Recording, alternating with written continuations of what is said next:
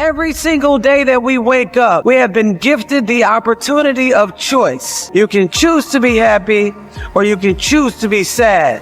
I don't care what your situation is. You should never allow your situation to define who you are as a person. The outside is the physical manifestation of what goes on inside the brain. Things do not just happen. No one just rear-ends your car. You don't just become broke. Broke is a mindset. Things don't just happen. Your pocketbook is not just below balance or on zero. You're not just just by chance you're just overweight. Things don't just happen. Your words can trip you. What you say can cause you to stumble. It can keep you from your potential. You're not snared by what you think. Negative thoughts come to us all. When you speak them out, you give them life. That's when they become a reality. When you say, I'll never get back in shape, it becomes more difficult. You just made it harder. When you say, I never get any good breaks, that stops the favor that was ordained for you. If you say, I'm not that talented, I don't have a good personality, that is setting the limits for your life. That is calling in mediocrity. So the recognition that negative thinking and unhappy states actually do nothing to change anything. If anything, they make it worse. So if there's enough awareness and you can suddenly look at that, and then you can ask yourself from the deeper perspective of awareness, do I want to continue to think these thoughts?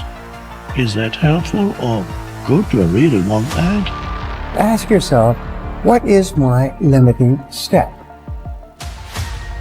What is the one factor that determines the speed at which I achieve my goal, or whether I achieve it at all?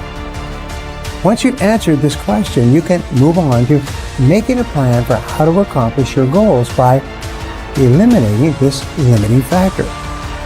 Your ability to identify your limiting step is one of the best demonstrations of your intelligence, and your capacity to eliminate this limiting step is one of the best demonstrations of your overall competence in achieving anything you want.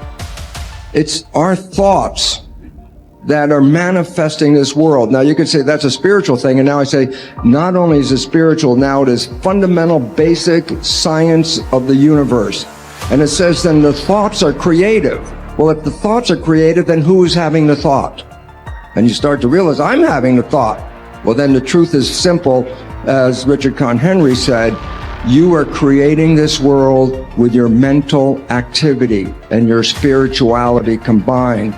And then all of a sudden it says, well, then if I'm creating the world, then my original belief that when things didn't go right, I was a victim. The universe wasn't supporting me. You know, it's like, oh, I try so hard and the universe is not giving me things. It turns 180 degrees around. And it basically says this: we are creating this world. And then I say your mind is creating this world. Although you cannot change conditions or circumstance, you don't have to let them control you. We can't control what's going on outside, but we can control what's going on inside. You know, and unfortunately, I don't think many of us have been raised to really understand that. Yeah. And it's a lack of understanding that's causing all our problems. We are the only creature on the planet that's totally disoriented in our environment. All the little squirrels, the birds, all the animals are completely at home in their environment. They blend in. You and I are totally disoriented in our environment. We've been given the mental faculties to create our own environment. However, we go right through school and we've never learned that. We have higher faculties, and the average person has no knowledge of how to operate with them, how to develop them. We have perception, the will, reason, imagination, memory, and intuition. Now, those mental faculties, they're not just words, they're actually mental faculties that we can use to take control over our world and to create the environment that we want. But unfortunately, we grow up, we don't know that. We've been raised to live through by what we see, hear, smell, taste, and touch, our physical senses. And we've been raised to be controlled by what's going on outside. As little kids, will you listen to what I'm telling you? Will you look at this? You know, and so it's all outside. We get our report card, and that tells us what kind of student we are. But it really tells us where our mind was at for a few minutes 3 weeks ago. Got nothing to do with who we are. So I think we're raised in ignorance, actually.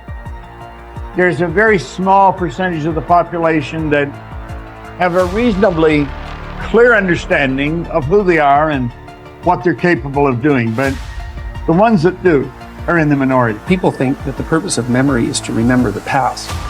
And that's not the purpose of memory. The purpose of memory is to extract out from the past lessons to structure the future. And that's the purpose of personal memory. And so you're done with a memory when you've extracted out the information that you can use to guide yourself properly in the future. So if you have a traumatic memory, for example, that's really obsessing you, if you analyze that memory to the point where you figured out how you put yourself at risk and you can determine how you might avoid that in the future, then the emotion associated with that goes away. So memory has a very pragmatic function.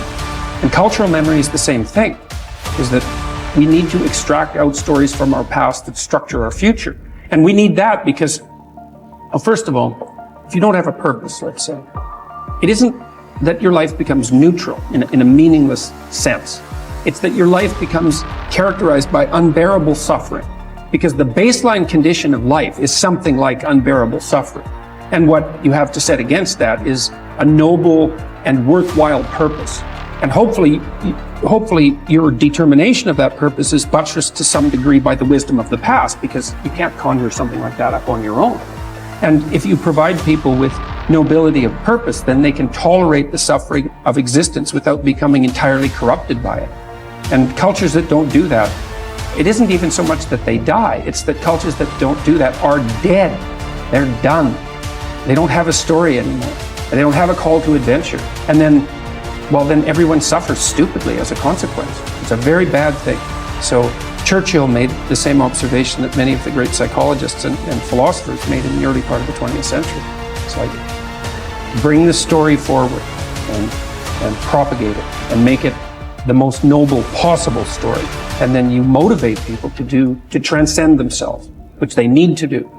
So yes, he's exactly right in his diagnosis. In order for us to become abundant, we have to overcome the old personality. And that's 95% of who we are, right? Yes. So then, the side effect of the beginning of this process is a lot of discomfort. It is a lot of discomfort because you're stepping outside the known into the unknown, and now you can't predict. It's scary. No, you'd rather hold on to your lack. The pain, the suffering. Rather tell the story of that. At least it makes you feel something that's familiar. Mm-hmm. When you step outside and you're saying, I'm not going to complain about money any longer. I'm not going to complain about I don't have any. I'm not going to judge other people who do. I'm not going to say I can. I'm not worthy. It's never going to work. All those things got to go. I'm not going to feel lack. I'm not going to feel unworthy. I'm not going to feel separation. I'm not going to feel resentment. These are the things that are keeping my reality the same. Now it's no longer about abundance, about who you become. Mm-hmm. The most successful people are long-term thinkers. They look into the future as far as they can to determine the kind of people they want to become and the goals they want to achieve. They then come back to the present and determine the things that they will have to do or not do to achieve their desired futures. This practice of long-term thinking applies to work, career, marriage, relationships, money, and personal conduct. Successful people make sure that everything they do in the short term is consistent with where they want to end up in the long term. They practice self-discipline at all times. You see this willingness to sacrifice in people who spend many hours and even years preparing, studying and upgrading their skills to make themselves more valuable so that they can have a better life in the future rather than spending most of their time socializing and having fun in the present. Your ability to think, plan, and work hard in the short term and to discipline yourself to do what is right and necessary before you do what is fun and easy is the key to creating a wonderful future for yourself. Your ability to think long term is a developed skill. As you get better at it, you become more able to predict with increasing accuracy what is likely to happen to you in the future as the result of your actions in the present. This is a quality of the superior thinker. The common denominator of success was that successful people make a habit of doing the things that unsuccessful people don't like to do. And what were these things? It turned out that the things that successful people don't like to do are the same things that failures don't like to do either. But successful people do them anyway because they know that this is the price they have to pay if they want to enjoy greater success and rewards. Successful people are more concerned with pleasing results, whereas failures were more concerned about pleasing methods. Successful, happy people were more concerned with the positive, long-term consequences of their behaviors, whereas unsuccessful people were more concerned with personal enjoyment and immediate gratification. The top people were those who were more concerned with activities that were goal-achieving, whereas average people were more concerned with activities that were tension-relieving.